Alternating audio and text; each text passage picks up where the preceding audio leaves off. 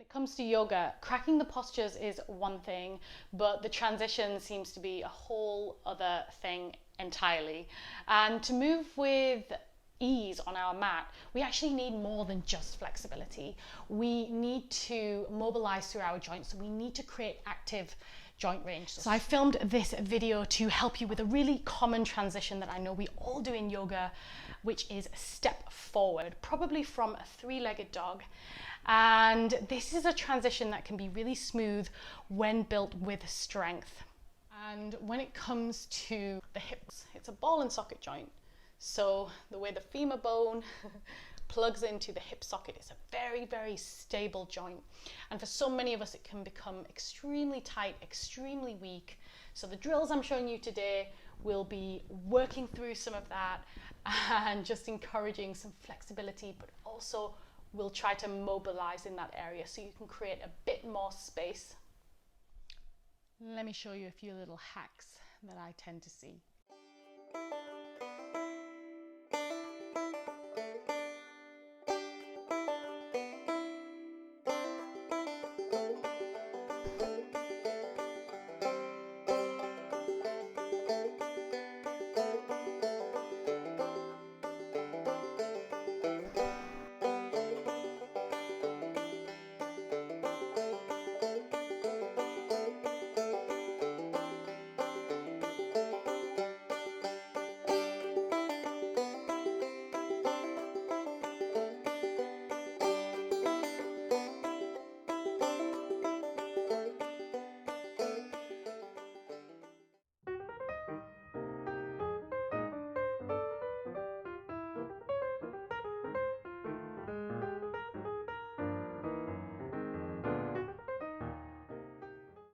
So when stepping the foot forward, active joint range is very important, guys. So we'll just do a quick test here. So just come to stand on your mat and you'll simply draw the right knee into the chest. You can grab the shin, flex the toes, start to squeeze the glute of the standing leg, draw up through the lower belly. And you'll simply just remove the hands to see if you can sustain that position. And you might notice a small change. But just see what you can control. Don't worry if you're wobbling or losing your balance, but just really work with that right hip flexor to keep the knee as close to the body as you can. And then lower the right leg. Let's go to the other side. Find your balance. Lean the weight into the right foot. Draw the left knee into the chest. Stand up tall. Squeeze your right glute. Draw up through the lower belly. And then just release the left shin. Try and sustain this position, really drawing your left thigh and knee in towards your body. Spine is nice and long. Keep hugging the thigh bone in and in and in. And then lower.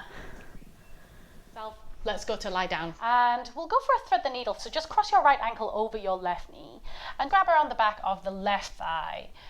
Rock from side to side and just start to feel through your hip flexor. You might feel some tightness in the right glute as well. Just to have a warm up here. So this is a passive stretch. We're drawing in that left knee towards the body just by gently pulling on the back of the left thigh. Keep flexing those right toes. Okay, now just try to keep your right leg exactly where it is. So keep flexing those right toes. And we'll simply place the left sole of the foot onto the ground. Now my leg did move slightly, but I'm going to keep externally rotating that right thigh bone, and I'm trying to get my shin and the side of my calf as parallel to my chest as I can. And I'm feeling some wobbles and some shakes. And I'm just going to do some pulses here. So pulsing the foot back towards me, keep that foot nice and flexed. Keep your core nice and engaged. Once you've done 10 pulses, we'll move to the other side. So right sole of the foot goes down, cross your left ankle over the knee. Reach for the back of the right thigh. And for now, we'll just stretch here, keep it quite passive. Move from side to side.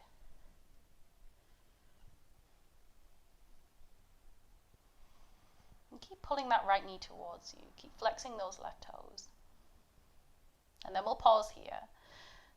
I'm going to try and keep my left shin in position as much as I can. And keep flexing your left toes. Place the right sole of the foot down. Keep the left leg where it is if you can. Mine did bounce slightly, but I keep externally rotating that left thigh bone. Shin, I'm trying to make as parallel as possible. I'm holding here. I'm feeling some little wobbles and shakes, and I'm just going to pulse for 10 here. And even if the movement's only small, don't worry. Okay, and then place the left sole of the foot down. Next, move yourself into a tabletop position. So hands are shoulder width apart, spread the fingers nice and wide, push the floor away. Keep your back toes tucked so you can keep your balance. And take a nice big deep breath in. And as you exhale, start to squeeze your right glute and start lifting the right sole of the foot towards the ceiling. Okay, so just make sure your lower belly isn't hammocking.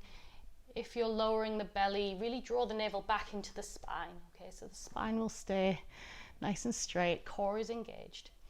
And start rotating your right knee out to the right side of the room. The middle of the body is staying perfectly still as you draw the right knee under the body. See if you can tap the left elbow, and then we'll send the knee back in that same half circle direction. Middle of the body stays still. Drawing a big half circle with that right knee again. Keep drawing the navel into the spine. Tap the left elbow and send the knee back again. Let's do one more of those.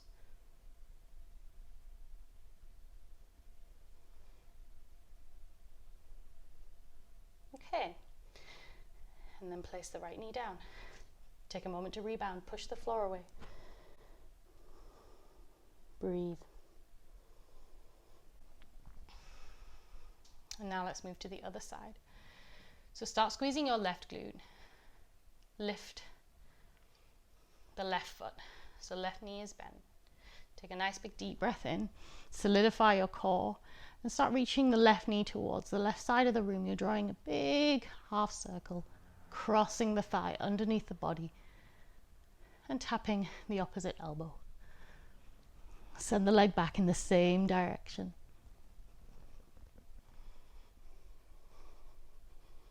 Keep squeezing your left glute. And just make sure your body isn't compensating anywhere. So perhaps the body wants to lean more to one side. Perhaps your lower belly wants to hang down or your spine wants to arch, but don't let it. See if you can keep the middle of the body really stable. Last one. Keep breathing.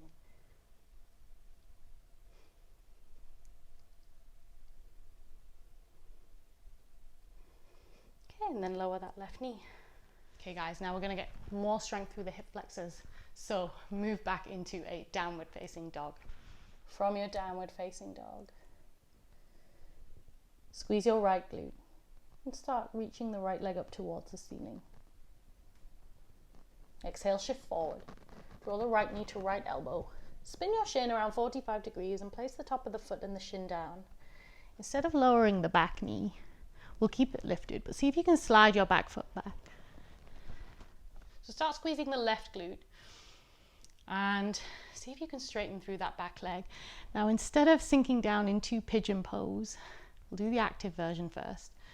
So instead of letting everything drop down towards the earth, come up onto the fingertips, push down through your right shin, push down through the back tip toes, bring your hands onto your waist. And we'll send everything up. So we're really strengthening through those legs. Keep squeezing your left glute and breathe here. And we'll just hold here for another 5, 4, 3, 2, and 1.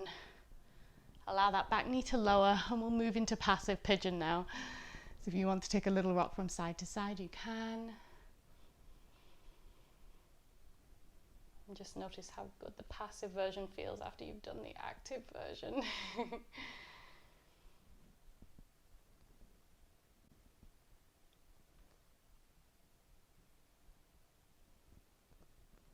Good, guys. Let's move to the other side. Hands come down, tuck the toe.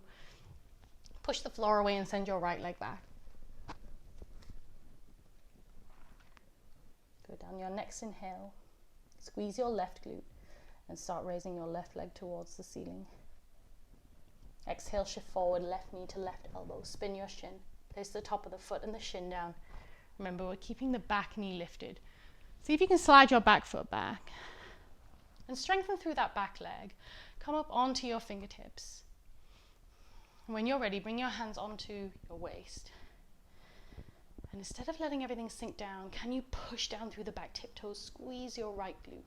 Push down through that left shin and send everything up. So you're really strengthening here. Breathe as deeply as you can. And we'll hold here for another 5, 4, 3, 2, and 1. Lower the back knee down, untuck the back toe. Bring the fingertips down, and perhaps again just rock from side to side.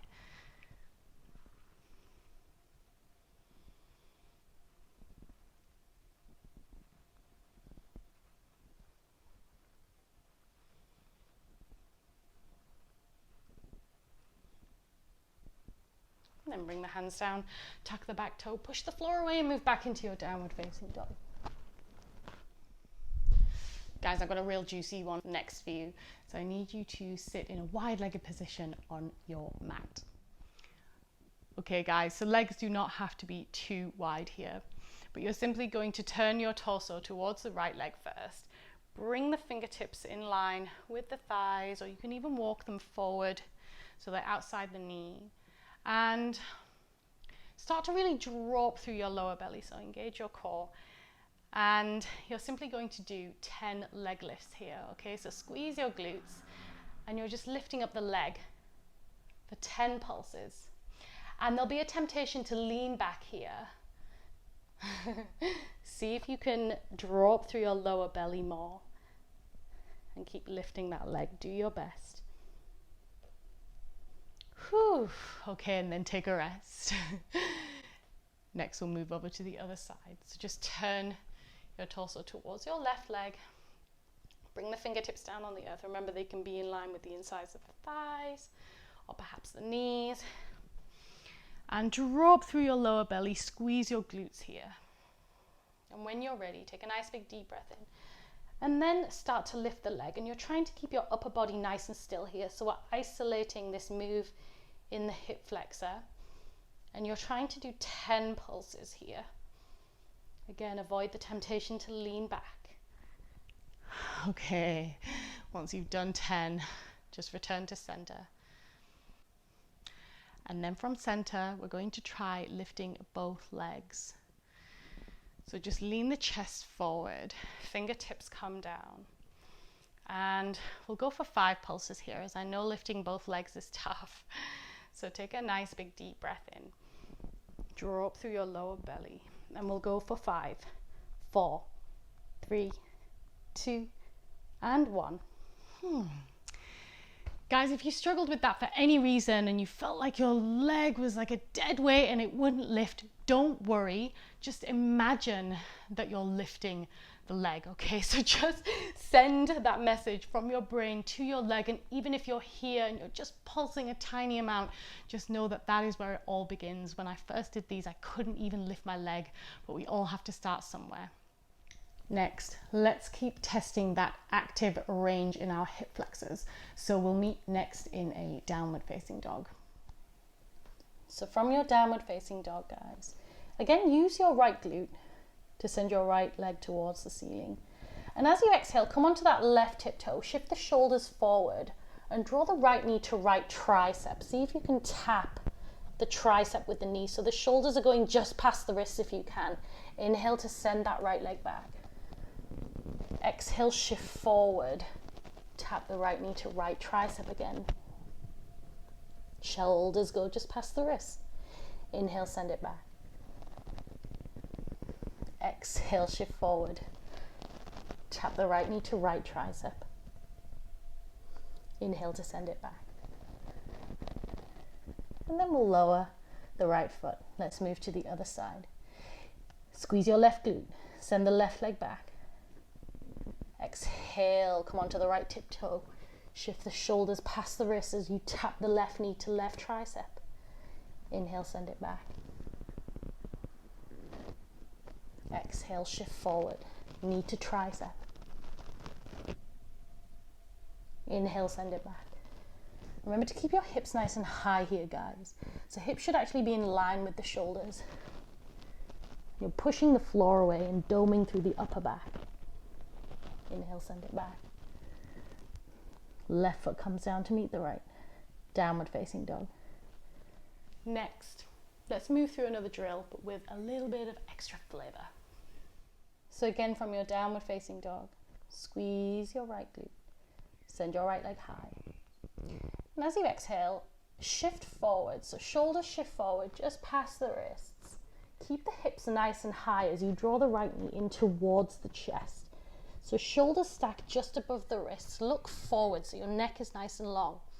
Start extending your lower limb. So you're seeing if you can hover the right foot a centimeter off the ground.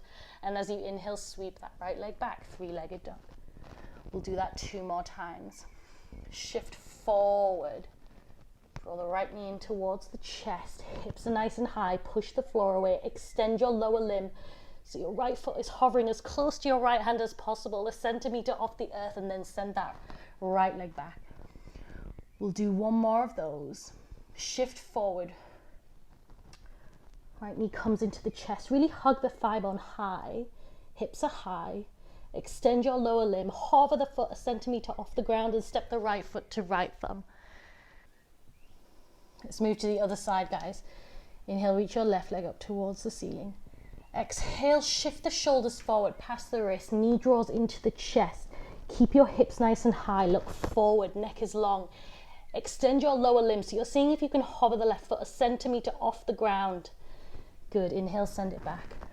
We'll do 2 more of those. Shift forward, hug the knee into the chest. So that thigh bone is really staying up high. You're hovering the foot an inch off the ground, send it back. Let's do 1 more. Shift forward. Extend your lower limb, hover it a centimeter off the ground. Step it as close to the left foot as you can. So hold up, guys. Common things to watch out for. Hips being lower than the shoulders. We want to keep the hips nice and high. The other thing is you really want to push the ground away. You want to dome through the upper back. You want to create that space underneath your body for your knee to come forward and to have that clearance so your lower limb can extend forward.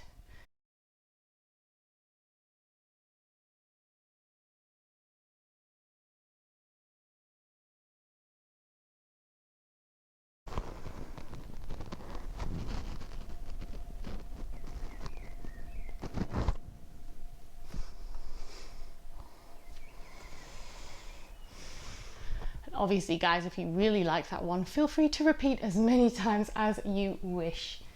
And guys, if you found all of that really tough, I just want you to know you don't need to worry. Strength is built over time. So even if you're just building up in repetition and just doing what you can where you can, that really is the most important thing. Take your time, move slowly instead of stepping the foot forward with momentum. If you can avoid using momentum, you'll start to build your strength more.